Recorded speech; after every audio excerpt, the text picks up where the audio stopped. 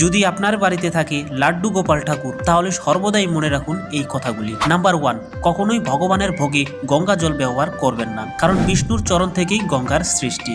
Number 2, কখনোই ভগবান শ্রীকৃষ্ণের পীঠ দর্শন করতে হয় না, কারণ ভগবান শ্রীকৃষ্ণের পিঠে অধর্মের বাস হয়। পীঠ দর্শন করলে আমাদের অধর্ম বাড়ে। সেক্ষেত্রে আপনি ভগবানের পিঠে রাধা নাম লিখিয়ে রাখতে পারেন। ভগবান স্নানের জলটি নিজের মাথায় একটুখানি ছিটিয়ে নিয়ে যে কোনো গাছে বা তুলসী গাছে দিয়ে দিন। স্নানের পর ভগবানের শৃঙ্গার করুন এবং তার সাথে চন্দন, তুলসী পাতা, পুষ্প, আয়না দর্শন অতি আবশ্যক। নাম্বার 3, ভোগ নিবেদনের সময় ভগবানের সামনে ঘন্টা বাজানো অতি আবশ্যক, কারণ ঘন্টা ছাড়া ভগবান ভোগ গ্রহণ করেন না। নাম্বার 4, স্নান না করিয়ে ভগবানকে ভোগ নিবেদন করতে হয় না।